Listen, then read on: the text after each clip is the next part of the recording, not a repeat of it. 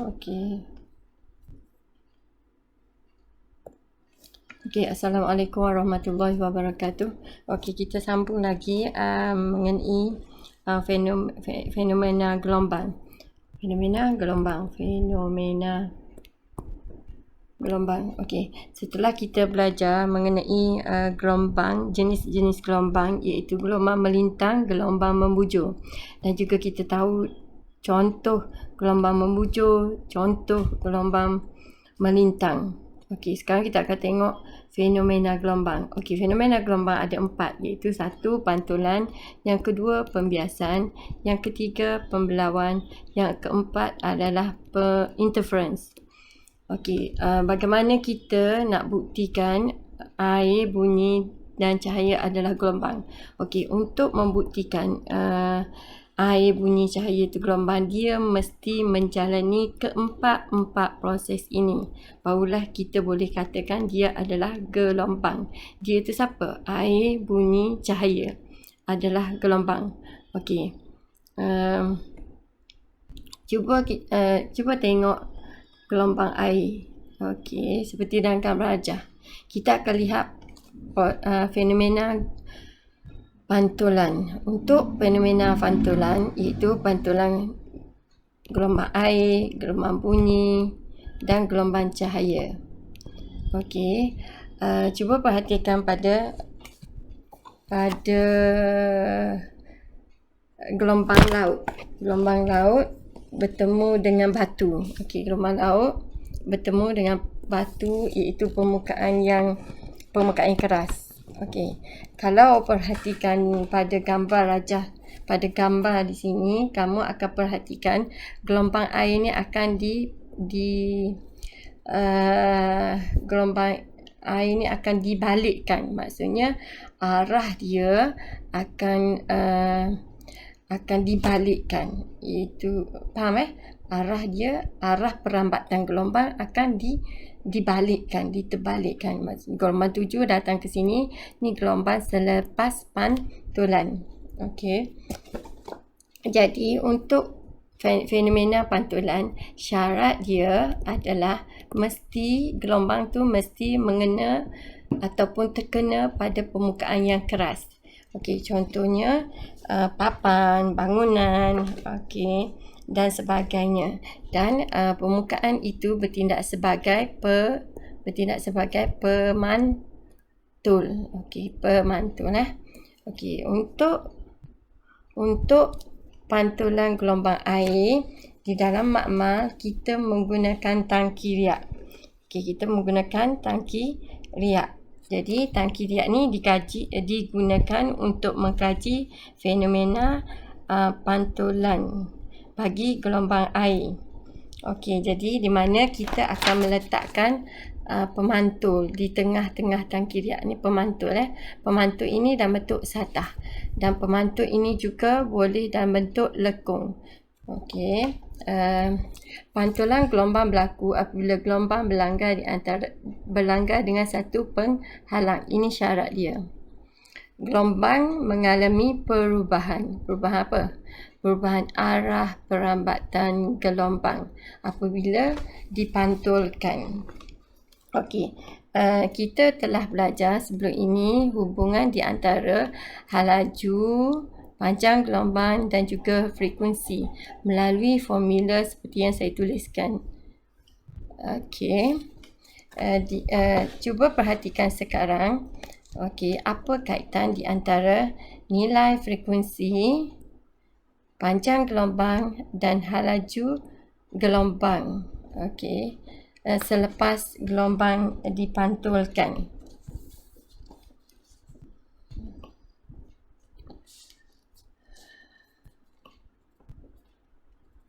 Okey, jadi kalau kita perhatikan untuk pantulan, syarat dia tadi mesti mengena pada penghalang, dan kita dapati cuma apa yang berubah ialah arah perambatan gelombang. Okey, arah perambatan gelombang sahaja yang berubah.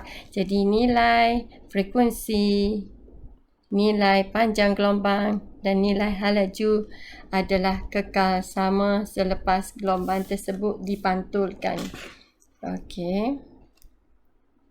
Seterusnya, okey, ciri-ciri pantulan. Arah sahaja berubah. Arah apa? Arah gelombang. Itu kita panggil apa? Arah gelombang. Berubah. Okey, dengan sudut tuju adalah bersamaan dengan sudut pantulan. Sudut tuju I dan sudut pantulan ialah R. Di mana hubungan di antara I dan R kamu telah pelajari semasa dalam tajuk cahaya bab 5 dalam tingkatan 4. Okey, hubungan tadi yang kita lihat V sama lambda F. Okey, di mana arah saja berubah. Yang lain, laju, frekuensi, panjang gelombang adalah tetap. Okey, jadi pantulan bagi sebarang gelombang sama ada gelombang air, gelombang bunyi, okey, gelombang cahaya. Semuanya mematuhi hukum pantulan, iaitu sudut tuju sama dengan sudut tuju sama dengan sudut pantulan. Sudut tuju sama dengan sudut pantulan. Okey, jadi sekarang cuba kita tengok apa dia istilah yang kita guna. Semasa dalam tingkatan 4 kita menggunakan dalam tajuk cahaya, kita menggunakan sinar pantulan, sinar tuju. Jadi sekarang kita akan menggunakan istilah tersebut di mana kita akan ganti sebagai gelombang tuju, okey, dan juga gelombang pantulan. Okey, gelombang yang telah mengalami perubahan arah perambatan selepas pantulan.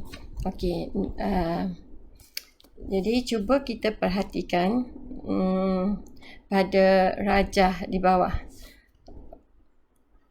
Okey, rajah di bawah. Okey, ini rajah A, rajah B. Okey, cuba kamu perhatikan.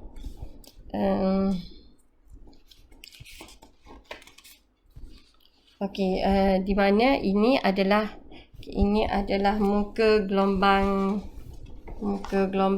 satah. Muka gelombang satah menuju kepada pemantul satah. Mana muka gelombang satah? Ni kita panggil muka gelombang satah. Mana pemantul satah? Ini dia adalah pemantul satah. Okey, mana dia gelombang tuju? Okey, mana dia gelombang tuju? Gelombang tuju ini gelombang tuju. Kalau kamu perhatikan yang berwarna hitam. Okey. Dan gelombang pantulan mana arah dia? Ni adalah arah gelombang ni saya tulis sini lagi jelas Ni adalah gelombang tuju, ini adalah apa? Gelombang pantulan. Okey, gelombang pantulan. Okey Okey, kita ada gelombang tuju, kita ada gelombang pantulan. Okey, dan kita ada pemantul satah. Okey, cuba kita perhatikan pemantul. Okey, mana pemantul? Kedudukan pemantul. Ini adalah pemantul satah. Kedudukan pemantul kita boleh ubah-ubahkan. Okey, kita boleh ubah-ubahkan di tengah-tengah tangki riak pada sudut yang berbeza. Okey, kita tengok. Sekejap. Okey, ini adalah gelombang tuju, arah gelombang tuju. Okey, di mana arah gelombang pantulan yang warna apa? Warna merah.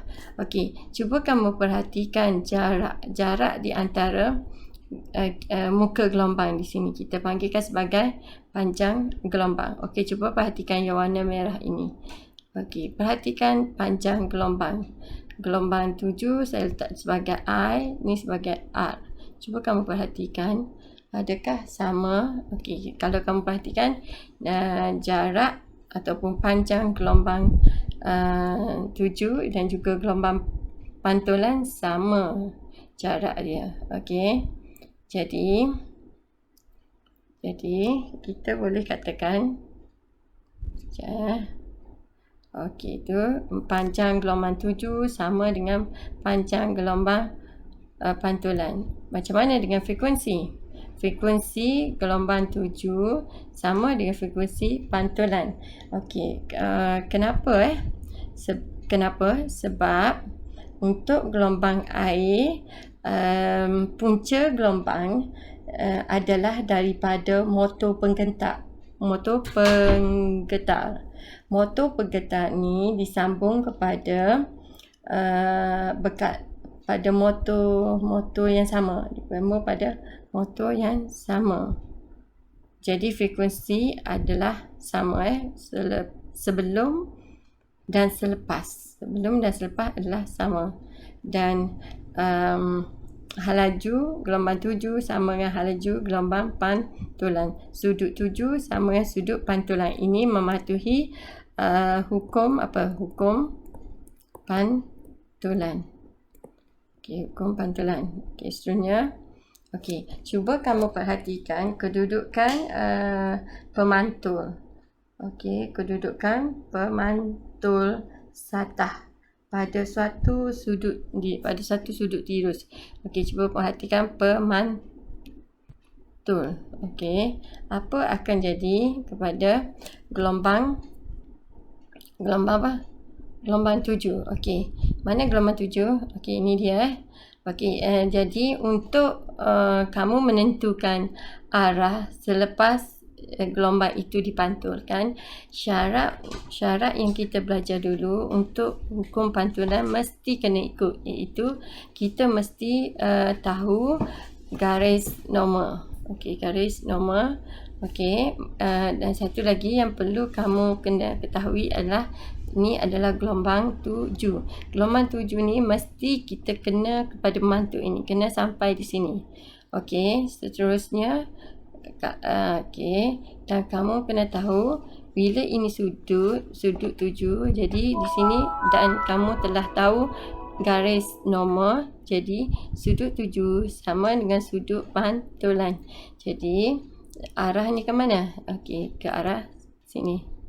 Okey, selepas kamu dah tahu arah yang kedua ni, arah selepas gelombang tersebut dipantulkan.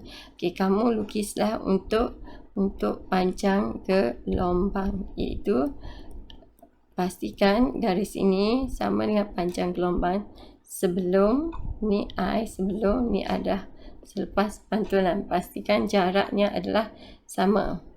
Okey, sekarang okey, sini sudut 7, ini ada sudut pantulan. Okey, sudut 7 sama dengan sudut pantulan. Okey, untuk ini kamu lengkapkan di muka surat 13. Sorry sekejap, muka surat. Sekejap, muka surat 13 dalam modul kamu. Okey, cuba kamu perhatikan gelombang 7. Gelombang 7. Di mana garis normal? Di sini garis normal. Okey, apabila kamu dah mengetahui garis normal, di mana sudut 7? Okey, di sini. Di mana sudut pantulan? Okey, sudut pantulan di mana? Okey, sudut ini sama dengan sudut mana? Sudut sini. Jadi kita boleh katakan, di mana gelombang pantulan. Belok sikit Okey, ini adalah apa? Gelombang apa? Pantulan. Gelombang pantulan. Arah. Ini adalah apa? Arah. Jadi, apabila gelombang tersebut kena pemantul satah, gelombang tersebut arahnya ke sini. Okey, dan gelombang itu akan arah perambatan gelombang akan dipantulkan. Okey, pastikan jarak ini dengan jarak ini sama. Saya lukis tak sama tu. Okey. Okey, so pastikan dia ini adalah sama jaraknya dengan mana? Dengan yang ini. Okey, panjang. Ini lambda I dan ini adalah lambda selepas dipantulkan. Okey, pastikan jarak gelombang sebelum dan selepas dipantulkan jaraknya adalah sama. Okey. Boleh Okey, nanti saya akan tunjukkan video. Kamu boleh lihat video untuk corak-corak gelombang pantulan. Okey, sekarang ni kita tengok pemantul satah. Lukiskan gelombang pantulan bagi gelombang satah yang mentam pemantul pada sudut 45 darjah. Tandakan sudut tuju dan sudut pantulan. Okey, macam mana kita nak buat? Okey, kita yang pertama, kita mesti tahu norma. Yang kedua, kita mesti tahu I. Yang ketiga, mesti tahu R. Sudut sudut pantulan ini adalah sudut tuju. Okey, di mana arah gelombang tuju? Okey, ini adalah arah gelombang pantulan. Okey, sudut tuju, mana sudut tuju, mana sudut pantulan. Okey, nanti kamu lihat videonya. Okey, untuk gelombang membulat pula, ini adalah muka gelombang membulat. Okey, kita panggil Okey, sekarang arah perambatan gelombang mana dia? Okey, di sini. Okey, nanti kamu cuba bayangkan apa jadi pada gelombang ini jika dia terkena kepada pemantul. Okey, pemantul. Tak kira pemantul satah atau pemantul ni, kalau tidak gini, ia akan jadi pemantul yang lengkung. Okey, pemantul lengkung. Okey, seterusnya. Okey, cuba tengok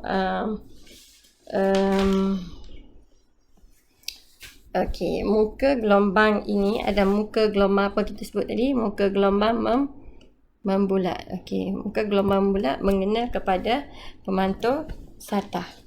Pemantul satah. Okey.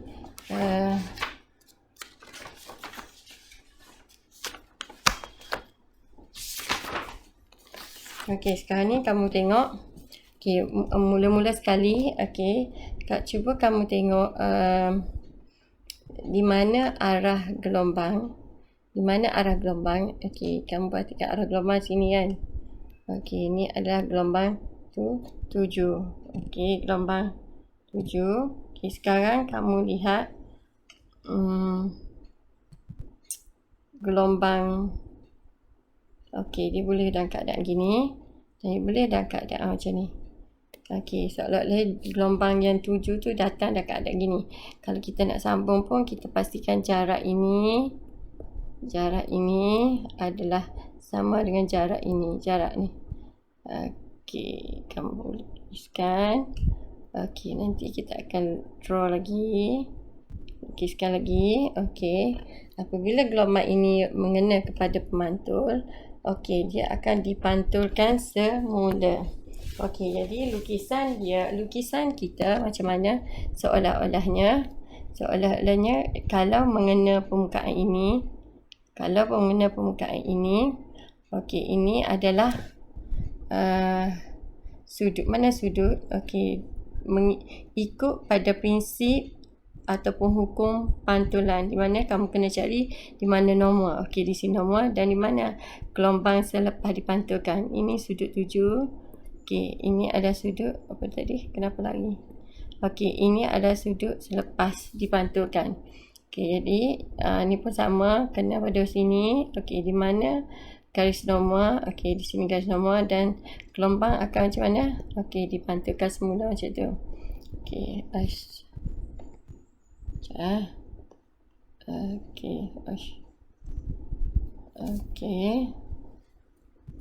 Okey. Macam mana kita untuk melukis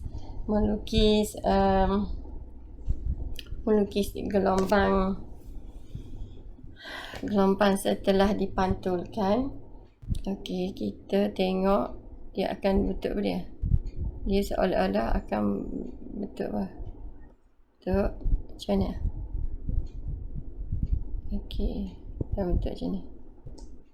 Okey, boleh Okey, seterusnya okey, gelombang 7 okey adalah dalam bentuk muka gelombang satah.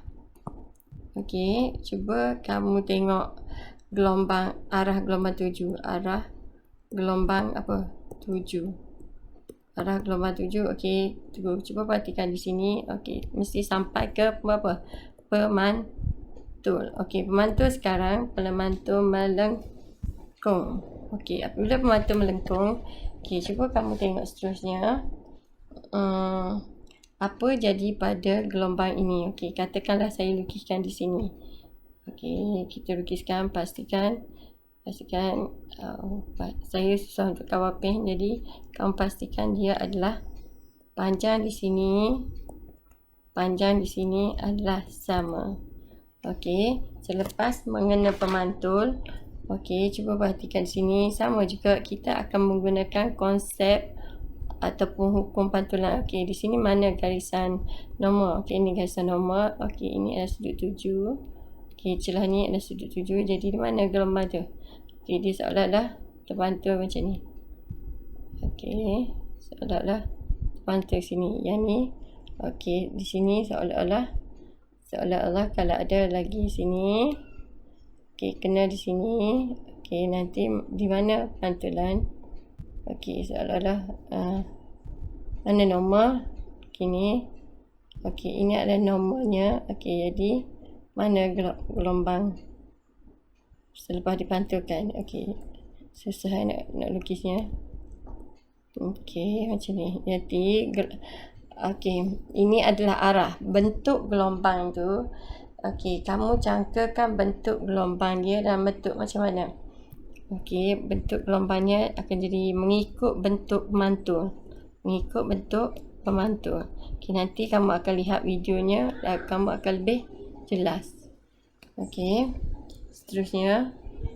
Okey, jika pemantul ini adalah melengkung, okey, sama juga. Pastikan kamu panjangkan arah gelombang 7. Okey, sekarang dia mengena pada 90 darjah. Jadi kamu tak boleh lihat untuk ini. Jadi kalau kamu draw satu lagi, okey, di mana garis normal? Okey, di mana garis normal? Okey, di sini. Di mana sudut 7? Mana sudut pantulan? Okey, di sini. Jadi gelombang seolah-olah macam ni. Okey, jadi untuk sini pun sama. Untuk sini, okey, jadi macam mana sebenarnya apa yang kita nak lukis ialah bentuk gelombang selepas dia mengena pemantul. Okey, bagi saya mudah je, ikut je bentuk pemantul. Kalau bentuk pemantul dia melengkung cembung macam ni, okey, kamu ikut je gelombangnya. Okey, seolah-olah gelombang ni kalau dikena sini, okey, dia akan terpantul macam ni. Okey, boleh Okey, nanti kamu akan lihat videonya. Okey, seterusnya. Okey, untuk gelombang bunyi, pantulan pada gelombang bunyi, okey, di mana kita bahasa Inggeris sikit. Reflection of sound of wave. Pantulan gelombang bunyi. Okey, bunyi ni kita boleh pantulkan. Sama juga, iaitu apabila bunyi dipantulkan, kalau dalam kehidupan harian kita akan terjadinya gemar. Tahu gemar macam orang duduk dalam gua tu. Okey. So sama juga, iaitu sudut 7 sama dengan sudut pantulan. Okey, fikirkan. Okey, kalau cuba kamu tengok di gambar ajas ni. Okey, kita buat eksperimen ini untuk hukum pantulan bagi gelombang bunyi. Okey, eksperimennya adalah untuk mengkaji hubungan di antara sudut 7 dengan sudut pantulan bagi gelombang bunyi. Sudut 7 sama dengan sudut pantulan. Ini adalah hukum pantulan. Di mana eksperimennya adalah kita menggunakan, cuba lihat sini, papan ini adalah licin. Kenapa mesti licin? Supaya gelombang itu dipantulkan sepenuhnya. Okey, seterusnya kita tengok, cuba fikirkan. Okey, apa kegunaan papan lembut? Mana papan lembut? Kedudukannya adalah papan lembut. Mengapa licin digunakan di papan apa? Mengapakah dinding licin? Mana dinding licin? Okey, ni. Dan kenapa papan lembut digunakan? Okey, digunakan Okey, okey, seterusnya pantulan gelombang ni. Okey. Fenomena gelombang. Tengok. Sekejap. Mari kerja. Sekejap. Fenomena gelombang. Okey, fenomena gelombang, pembiasan gelombang air. Okey, ni masuk fenomena yang kedua. Okey, jadi kita berhenti setakat ini untuk pantulan gelombang apa? Pantulan gelombang. Okey, pantulan gelombang. Sekejap saya pause.